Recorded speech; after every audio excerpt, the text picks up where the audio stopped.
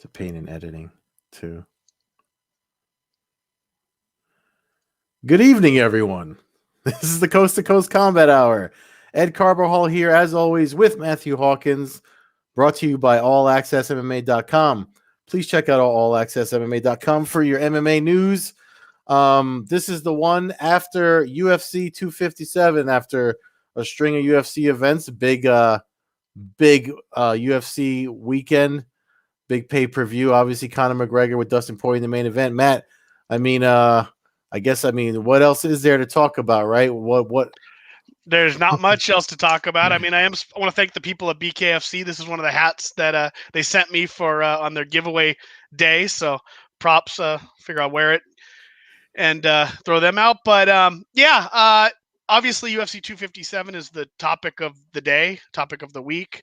I texted you, just a great day. I last two fights of the night just made my year. I know we're 3 weeks into it, 4 weeks into it. Listen, the main thing, obviously we're looking at is the lightweight division. The top two fights on this card showcased, basically half of the top talent in the UFC. With Khabib on the sideline, sitting it out right now. But boy, Michael Chandler. Anybody who knows me, is friends with me, or has ever listened to this podcast and listened to you, I think we're pretty much on the same page with Chandler the whole way through his career. I couldn't be happier for the dude.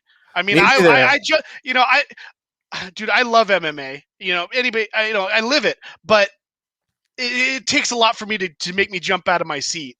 Yeah. And I jumped out of my seat. I was so happy for Chandler. I haven't watched a fight in with people in quite some time. Obviously with the pandemic and stuff, and I live alone or whatever. So as I was saying to you before we started recording here, one of my training partners, close friend of mine actually, shout out Joe Lopez. I know he listens to the podcast too. He's also the Muay Thai instructor on Thursday nights. We tag team grappling and striking teaching on Thursday nights at my academy, but he randomly said, I'm going to order it. He was dying for company himself with this whole situation. He's like, why don't you come over? We're on top of each other anyway, so it's not like we're going to get each other sick. So I went over there, he ordered it, and we watched it. And I haven't yelled and screamed and jumped out of my seat. He and I high-fived each other, jumping out of our seats with the results that we got in the co-main and the main event. But I have a confession I got to make. If you read so as the week progressed on, I know I said I was picking Chandler when we recorded this. We do this on Tuesdays. Wednesday, I believe, Wednesday they had the pre-fight press conference, and then or Thursday or whatever it was. It was between the event and when we record. When I saw Hooker and Chandler face off, the picks I submitted to MMAnews.com. I actually missed the bus on SureDog. Sorry, Ben Duffy. But just because so many events, with my day job and stuff, I just lost track of time. But when I saw Hooker and Chandler face off, and I'm looking at the records, and Chandler's got his KO been finished by knockout, and Hooker's KO rate, I actually changed my pick officially to Hooker for my, who I thought was going to win. I still put money on Chandler though, so I just have to make that confession. You're man enough to admit it. No, there's nothing wrong with that. Listen, Chandler won the fight. He came out, he fought Dan Hooker, came out, just forced the action from the second on, ended up getting a knockout, 2.5 minutes into the first round. Basically a flawless victory. Dan Hooker's still a great fighter. Dan Hooker is still going to beat a lot of people. If he fights Michael Chandler again, it's likely to not be the same scenario. So while I'm stoked for where it led to Chandler, it's not like Hooker's just some washed scrub. So not at all. No, so the fact you changed your pick, don't get me wrong, I was nervous as hell. You saw like the face-off. You said it made Chandler look small. Yeah. You're big on the lanky ectomorph body type. Yep. So I understand that you made that could lead you to change a thing. Regardless of the picks, once the fight started, first of all, it was exciting to see Chandler make the walk. And I'm trying to think, and I think Chandler. I seen Chandler fight 5 times in person. I don't know if there's anybody that's I've seen that much before they came to the UFC. Mm-hmm. I'd have to think back to I don't think so. Five fights is like, Jesus Christ. I mean, the fact that I've seen him 5 times live is a blessing in itself. But the fact that now now people are recognizing him. Yeah. And I'm like, okay, it's great. Like we get new fans. Cut a great promo too at the end. He when he won, he called out Khabib. He did it. People are calling him Helwani calling him Ric Flair, and yeah, I mean that I was laughing. It's how it has to be done now. It's a little cheesy to me, but he does it good. He's a well speaker. He speaks well. Everything he said at the post fight press conference was spot on. He just comes off clear. He says that he wants to fight. And I just think it's great, and I think it's good for a guy coming from Bellator. It's cool that they announced him as the former Bellator champion. Yeah. I mean, obviously we're never going to get to a day where everything's just one great world of fighting, but the fact that we can get the UFC to recognize another organization I think is a plus. Yeah. Because Bellator doing well doesn't hurt the UFC. No. Like it doesn't. It helps the UFC because somebody watches Bellator and then they go, well, who, like in theory, who's the next step up from Bellator? Okay, it's UFC. So if anything, Bellator could add eyes to the UFC or vice versa. So all that's good. I'm glad that they acknowledged that. And then the win was crazy. Jumped out of my seat. Just stoked. And sounds like you had pretty much the same reaction. And then the main event. Conor McGregor, Dustin Poirier. I said on the show I picked McGregor to win by knockout. I thought he looked fairly good as the fight started. Mm-hmm. I thought Poirier took some shots that were solid. He shook him off, which was nice. He had a good strategy. He obviously used his calf kick and his kicks in general. He had a great game plan, and it's funny because obviously McGregor. I mean, I don't know how you scored it, but I think the general consensus was that McGregor still won the first round, just by pressure, and he landed some big shots. I thought, and it's funny, my cousin was over, and as the first round ended, I said, "Here, the second round's going to tell the story here." Mm-hmm. I go, someone's either getting like McGregor. If McGregor doesn't get the finish right in the second round, he's in big trouble because the accumulation is going to take over, his cardio issues.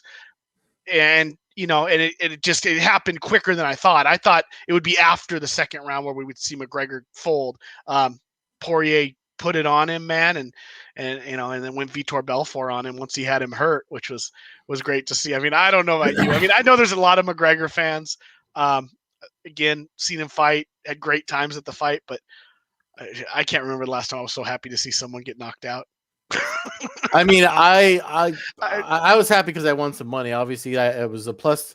I did a two fighter parlay of 2 underdogs, Chandler and Poirier. They were plus 743. So I picked up, with the little bit that was left in my DraftKings account.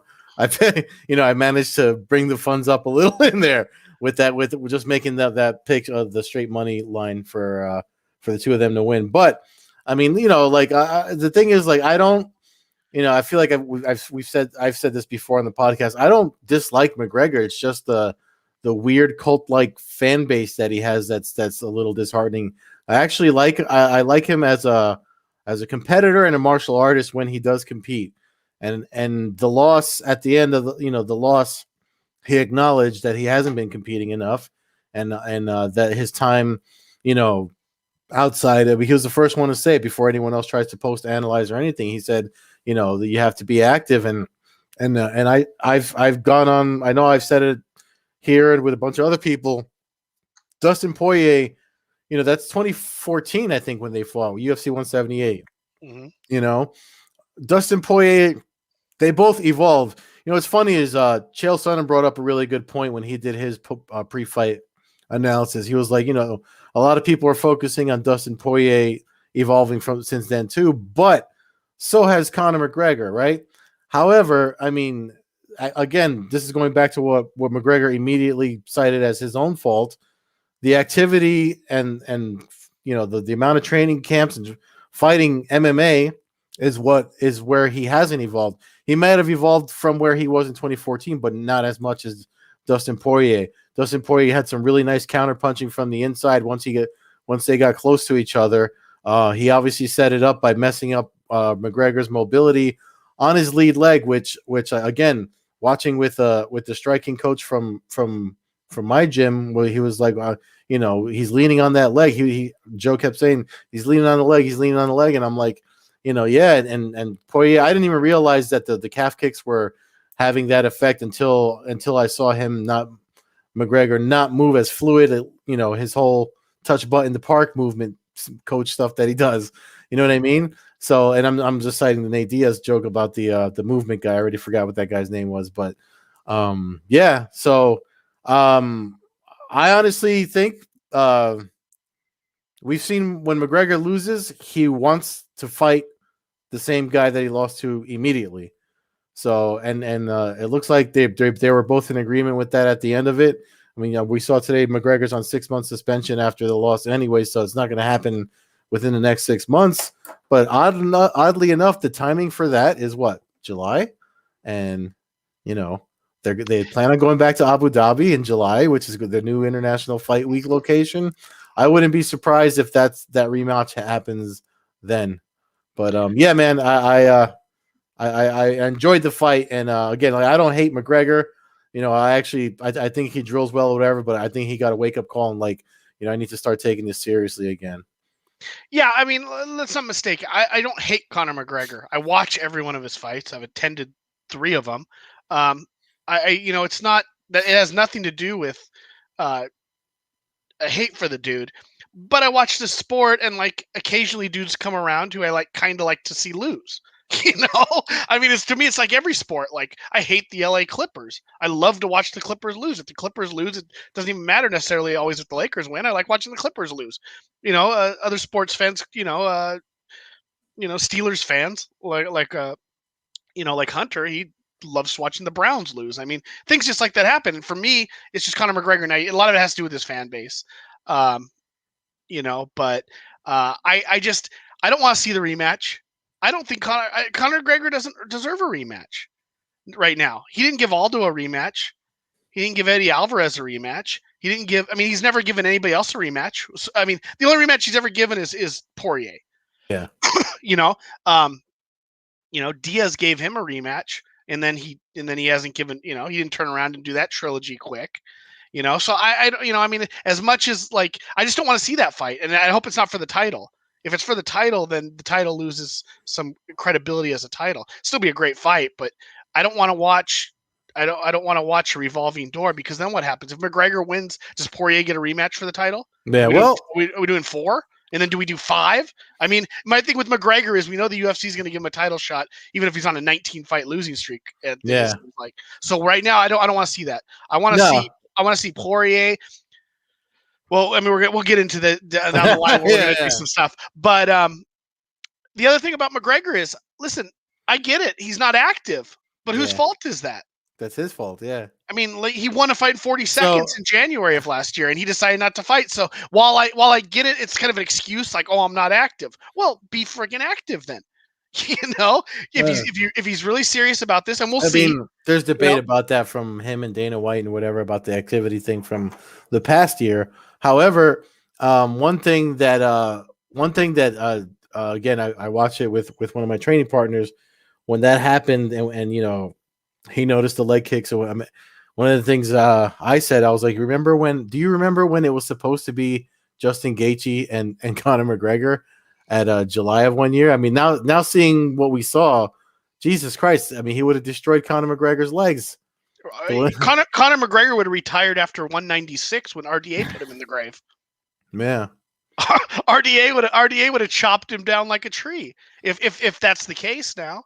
So there's certain things about McGregor and the other thing too that I mean, and I saw one of the post fight interviews with Poirier or Perrier, depending on whose analysis you look at. But so if you watch the fight again, McGregor is trying to check that kick, but Poirier was the one that pointed out that he wasn't turning his foot out enough to make it a proper deflection to the point that it's shin on shin that the guy wants to stop throwing. Poirier even said, he was like, no, he wasn't turning his foot enough. I was getting muscle, and it was his foot. It was Poirier's footwork that put him at that angle, because if he kept circling away from Connor's left, which gave him more of even with McGregor turning his foot out, he was still catching more muscle than bone, which is why he kept firing away. And then that whole I forget the name of that thing. There's a name for that when the muscle kind of bleeds into itself or whatever happened to his leg. But yeah, it was a really smart move on his part. But listen, if there's anything to be said about Conor McGregor, he when he finds a fault or a hole, he does try to drill for it. I remember the guillotine drill escape he did against Chad Mendes, knowing that was Team Alpha Male's whole gimmick.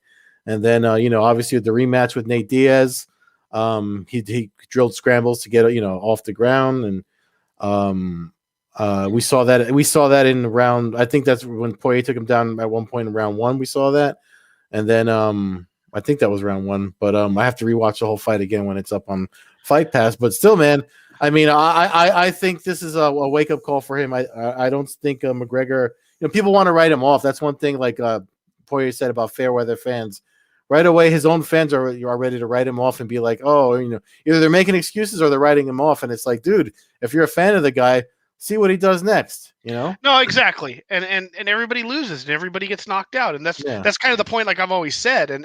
But you get the newer fans who don't realize that. And then like, so part of me, I guess part of my joy maybe is like all of a sudden we have a whole generation of fans now who realize everybody gets knocked out. So now when so-and-so gets knocked out, maybe these fans that are generally not the most,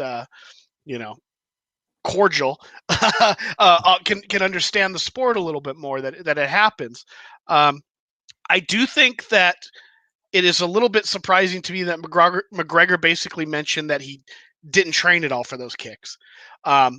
So that leads me to maybe it's time for him to get a new camp. Like if we want to, we know McGregor's super talented. Like maybe it's time for him to go to a different camp, Winklejohn, or anywhere, any of the other big camps, and just go try a fight with somebody else. And because as good as he is, like, and as many good Irish fighters as there are, like he's not having. There's no way he's getting the same kind of training as Dustin Poirier is. I mean, there's just no way based off of what he has up there. I mean, we knew for a while his sparring partner was like Artem Lobov and these guys. Like it's great, but like Poirier's training with everybody. He went to ATT to train for this fight. So like there's certain things that I think you have to do, and I think a change of pace and maybe like a different coaching method and just a different mindset is what he's going to need right now, because now he's been knocked out. Like just 3 days, 4 days prior, or a week earlier, he's tweeting out against Holloway saying, "I'm the best boxer in the world." Well, guess what, dude? You just got blasted. So now and obviously the kicks is not boxing, but you got put down with hands and you were knocked out cold. You were put out. So I just think that change would be good for him. I don't think in any way he's done. I'm not sure I believe he'll ever win a championship again. But depending, unless the UFC just gives him the Faber treatment. If he gets 7 title shots, he's bound to get lucky once or twice, or beat somebody once or twice. But I don't know.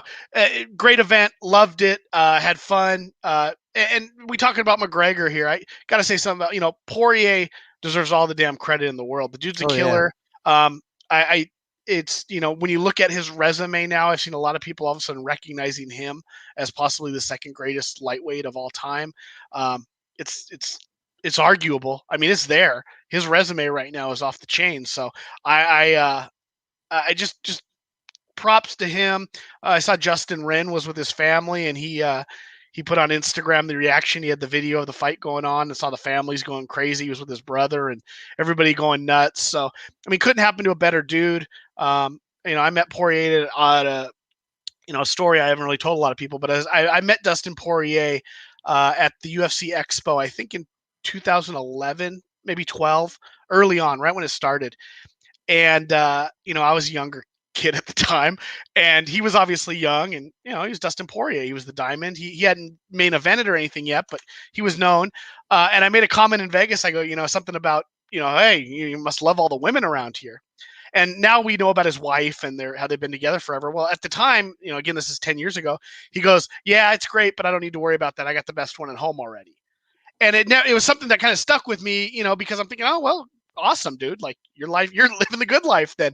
But now that he's become famous, his wife's become more famous, at least in the MMA world, and their relationship, it's just something cool. And it's just a story that I haven't told a lot of people, but it's cool to see that he stuck to that. It was his girl when he was coming up in the UFC in 2011, and now that he's got the title, he stuck with her. And you don't hear a bunch of stories about him being a scumbag. So mass props to fucking Poirier. Props to his wife, props to his family, props to everybody. I couldn't be happier for the dude. So with that said, we're hearing rumors of 1.6 million pay-per-view buys. It jumps around 1.2. Now we're up to 1.6. I don't know how many refunds have been offered. If anybody was paying attention to Twitter on Fight Night, ESPN Plus kind of shit the bed a little bit, is what it sounds like. You ordered it, or your friend ordered it. Did you guys have any issues? Well, he did have an issue ordering it. He said it took him an hour. I mean, because he talking to me, and he does listen. Like I said, he does listen to this podcast. But he was like, he was smart in that he ordered it early in the day. It still took him an hour. That he kept on doing it, trying to do it through his device or whatever. That he was just like, you know what? He went on his phone and he did it through his phone, no problem. But he did say it took him about an hour to finalize the order. There's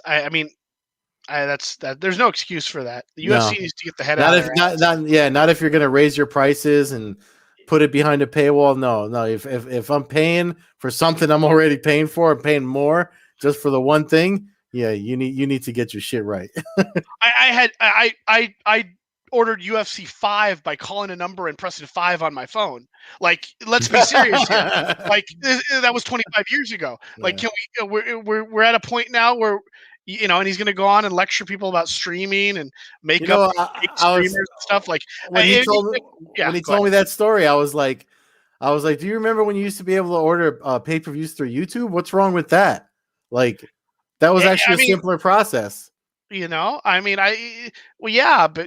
of course it was simpler. You didn't have to have a $10 a month subscription to ESPN Plus and just to get it, and you had to have a streaming device just to get ESPN Plus. And I don't know.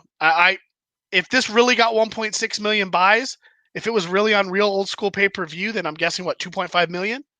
You know what I mean? Like, you can't tell me. There's no way you can tell me that people are going through that process and ordering it that much. I don't believe that number is just still hard for me to believe. Or the sport is so blown up right now that it would be doing 2.5 and 3 million pay-per-views if they had a regular direct TV. Because my uncle orders that fight if it's on regular pay-per-view. He ain't getting ESPN Plus and a Fire TV and all that crap to be able to watch it. Like, I don't believe it. I don't know anybody who's ordering the fight. Like, I mean, I do. I don't know anybody. I don't know anybody 5 years older than me that's ordering the fight. You know what I mean? I'm 42 years old. I don't know anybody in their 50s who ordered the pay-per-view or even knows how to order the pay-per-view.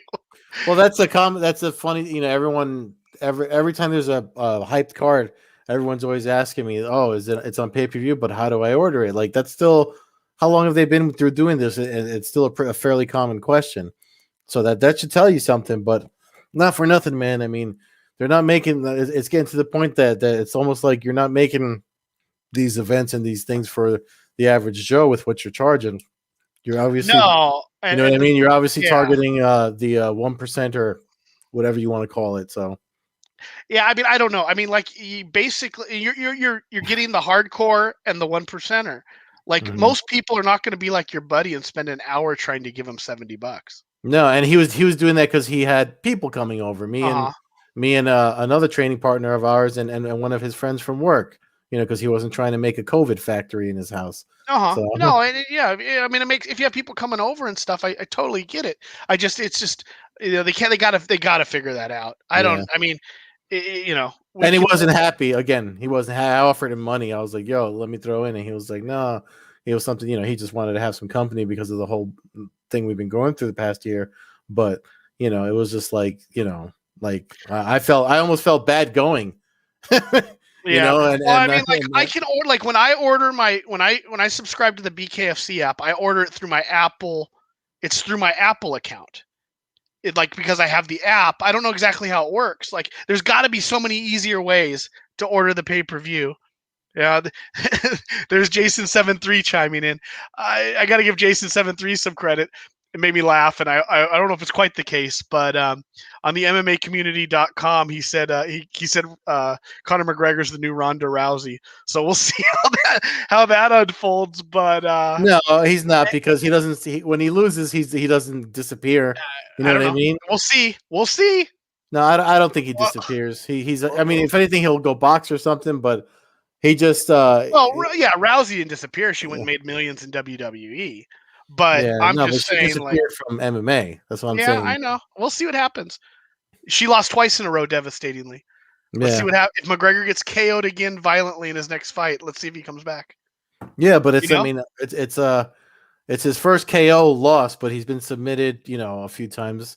So it's just like it's not something I don't see that in him. it's a He different definitely, ballgame though, because he yeah, considers getting choked out pussy. Like, yeah. you don't consider he doesn't consider that bad. Like, oh yeah, the pussy choked me out. You know, he gets decapitated again. Chandler puts him out. What's he do?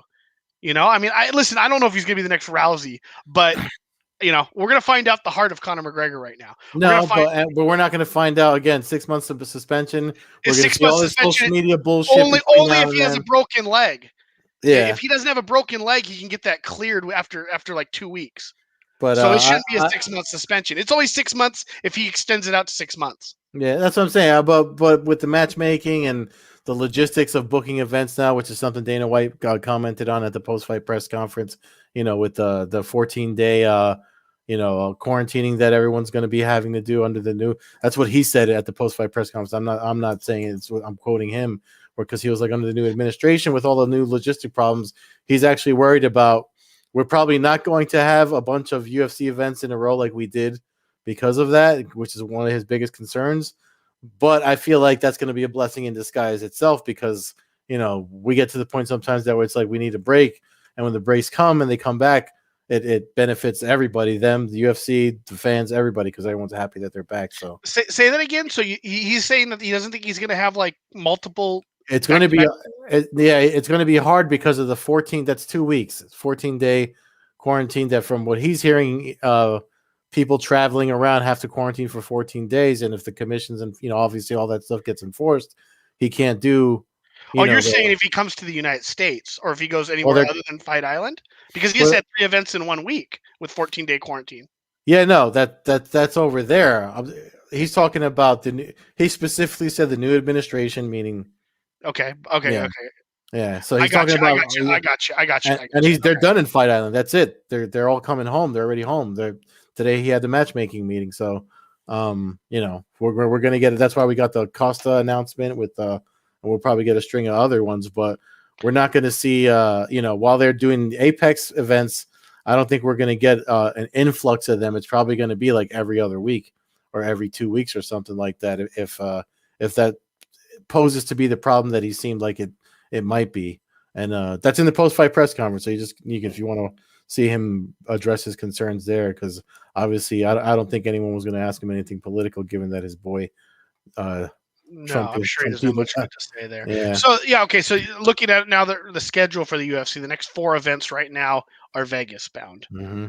and then after that, it's back up in the air again to figure out what they're going to do. But like, they're going to have to figure something out, because I don't think they want Adesanya fighting in a small cage. And God, I hope they do Miocic and Ngannou in a small cage. That'll be a friggin' gorilla fight. But yeah, we'll see what happens. I if we can get back in the U.S. and they start doing fans, I mean, obviously the vaccine thing, I think they allowed the fans into Abu Dhabi with as long as you had even a vaccination card, they let you buy a ticket for the fight. So Yeah, we'll see how it unfolds. But that brings us to kind of like another creative side of our show here. We don't do this very often, but considering the situation of the lightweight division in the UFC, people are trying to figure out what to do. We kind of hinted at it earlier. Me at least not wanting to see Poirier versus McGregor in the immediate near future. all right. Yeah. And you tweeting out the other day. Go ahead. Today, it was actually today. So hear me out. All right. So the rankings were updated today. I went on the website and I did the screenshot, but it wasn't updated on their website. But now it is, because this is nighttime on the East Coast for me. So now it's updated. If you look at the lightweight rankings here, I mean, we know tournaments don't really happen in the UFC anymore since 1993 or whatever the hell it was. Yeah. So my thing was, I mean, I know you came, we started talking about it before we started recording. So my thing was, because if you look at they still show Khabib here, but we know he's pretty much done. This is going to be blank. They're going to need to crown a new lightweight champion. MMA Junkie put out an article today that Conor wants the rematch between he and Poirier to be for the vacant lightweight title. But you got people making arguments for Justin Gaethje, Charles Oliveira. Obviously, Michael Chandler got his hat in the ring now. Conor McGregor drops to number 6. So there's 5 guys above you, including Tony Ferguson. And my idea was Dan Hooker is number 8, Rafael Dos Anjos is number 7. So you take the top 8 guys, do a tournament between those top 8 guys for the lightweight title. You can make them, and this is me, Mr. Anti-ESPN Plus, make them ESPN Plus fight night events. You can get people to sign in for these 5-rounder main events with however you want to see these gentlemen. And then when you get to your October, November, end of the year, you have 2 true contenders fighting for the lightweight title. So that was my idea. I'm using this platform to reiterate it now that the rankings are updated.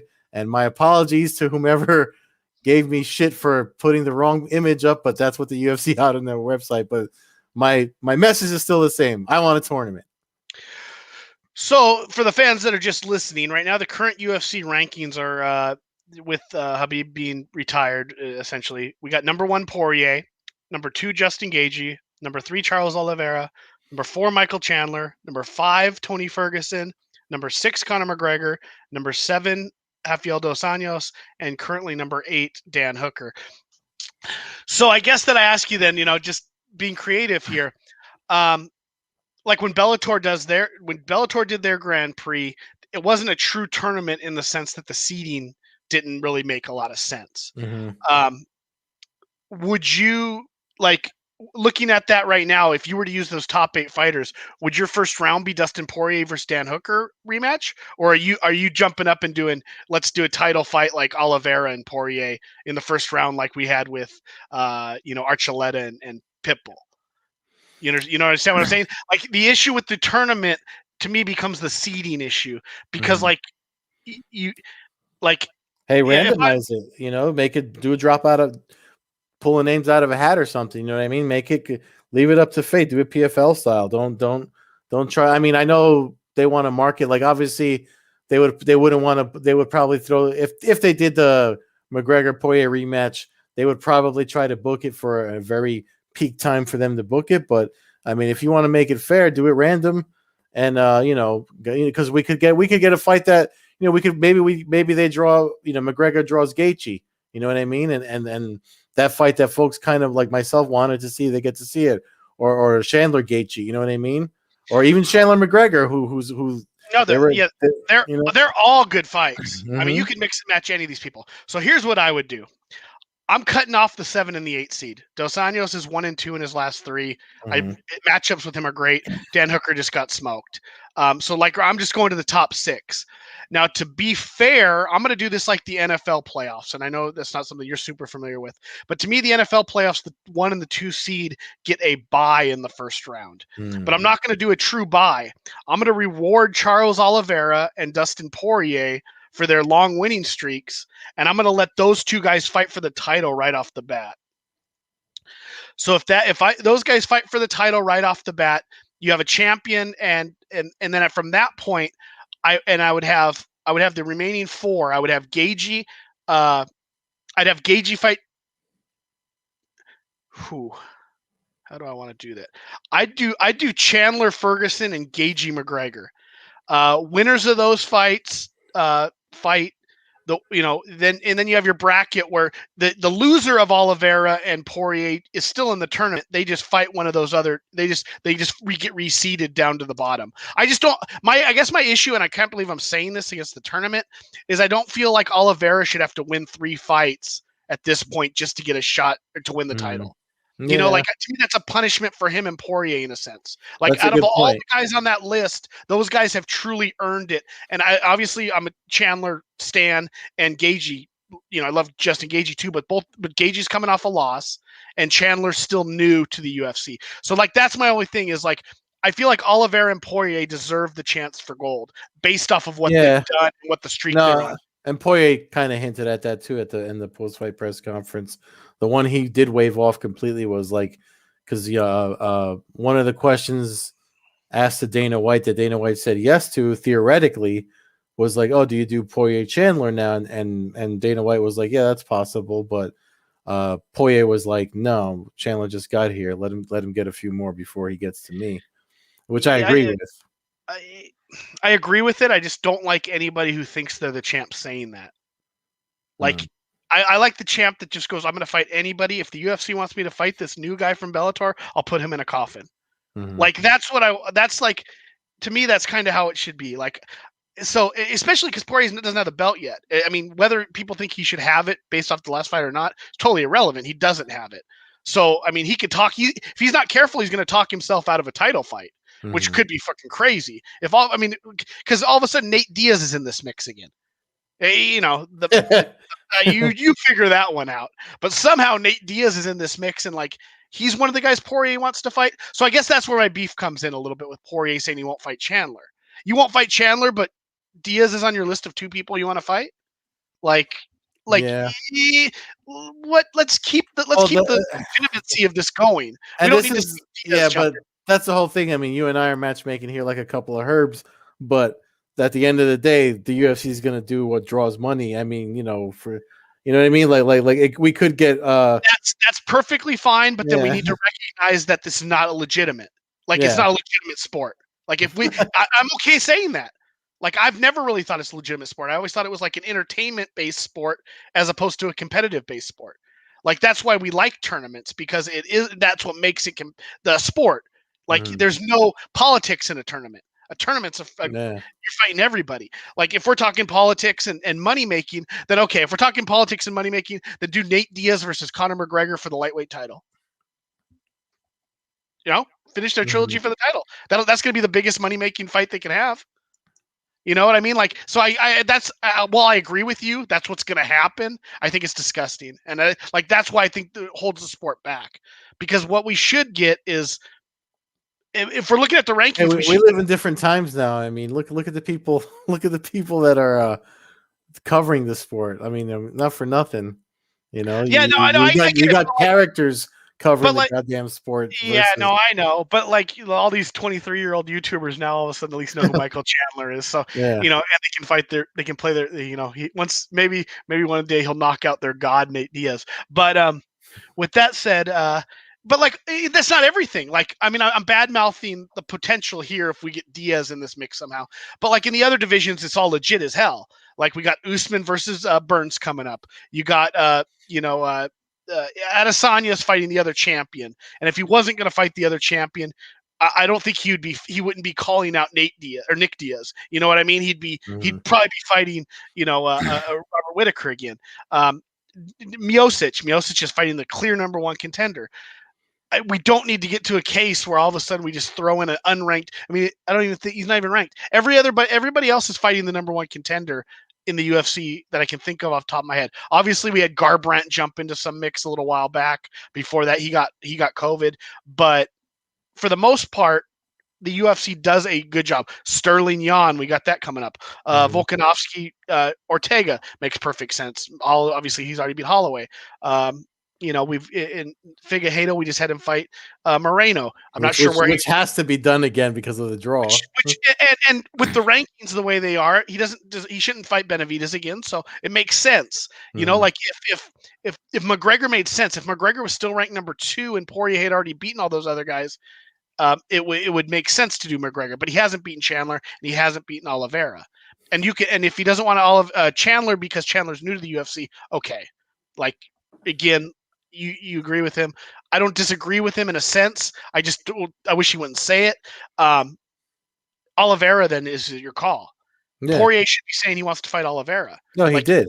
Did he? I mean, okay, so it's Oliveira or Diaz or McGregor. That's what I said. Yeah. He said he wants to fight Diaz for whatever he thinks he's bad for the sport or whatever. But as far as when it comes to fighting for a belt, he was like it should be Oliveira, but not Chandler because Chandler just got here, and that's what I agree with. Then I hope that's what happens because if that happens, then it works out. But I have a feeling he's going to fight McGregor again. I think the UFC is going to do McGregor. I think so too. Yeah, I think I as soon as it was over, I was saying that's going to be the headliner for International Fight Week, and I'm still saying it now. So. Oh God, I hope that's not the case. I mean, look, they asked him, when do you plan on coming back to Abu Dhabi? Oh, June or July. Probably July, right? Okay. I mean, that's if that's for all your overseas fighters have to go to fight. McGregor's is an overseas fighter. There's too many things that point to that happening that way versus not. But they got to do something. They really need to. None of this. I mean, we're doing our own little tournament that we're trying to make up here. None of this. We need the official because again, I just took it down, but I'm gonna pop it back up. This is updated from today, Tuesday, January 26th, after UFC 257, and Khabib is still on there as a champion. So we need the official word from Khabib, like Joey Diaz said. Me and you are on Joey Diaz's page where we know he's not coming back. That Dana White, he's got to leave him alone. So like we just need the official word for Khabib to cut Dana off and be like, listen, dude, I hear you. I heard all your offers and I get where you're coming from, but I'm done. Here's the belt. I'm not holding because he said he's not going to hold up the division. Here's the belt. Take it. Do what you want with it. I'm going to go and be a coach and make the next wave of Dagestani killers. So. Let me throw another name out there. Before we came on air, I brought him up. Diego Ferreira. Who's number 10 on this, right? Who's number 10 on that right now. Now, here's some interesting storylines, right? So he's number 10 on there. He hasn't lost a fight in 5 years. He's on a 5-fight winning streak with wins over a 7-1, a 14-1, a 12-1, a 23-3, a 27-5, and a 22-9 Anthony Pettis. So he's fighting top level competition. Now here's something I didn't notice. He fights at the next UFC card against Beneil Dariush.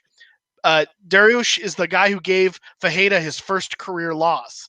His next fight after he fought Dariush, he fought Dustin Poirier. The last guy to beat Diego Ferreira is Dustin Poirier. And those are his only 2 career losses. So if he beats Dariush on the 6th of February, he'll be 19-2. With his only other loss, he'll be 18-2. With his only other loss would be an unavenged loss to Dustin Poirier. So while he's down lower ranked right there, I mean, you start to have some storylines if you want to get some guys, and he's been impressive as hell. So just want to throw him out there. Obviously, Paul Felder is also there, but I'm more interested right now in the guys that are on win streaks, at least in my mind. So I don't know. It's all win though, as long as. I mean, again, we're throwing, we're throwing shit in the fan or whatever. Yeah, we're having fun with it, and some of the stuff we said is going to happen, some of it won't. But I love the Diaz's watching him fight. The Diaz is like, I shouldn't say that. I root for the Diaz's. I don't root for McGregor, but they shouldn't be in the title fight contention. Another fight for McGregor that I thought was interesting is like, what if he called out Nick?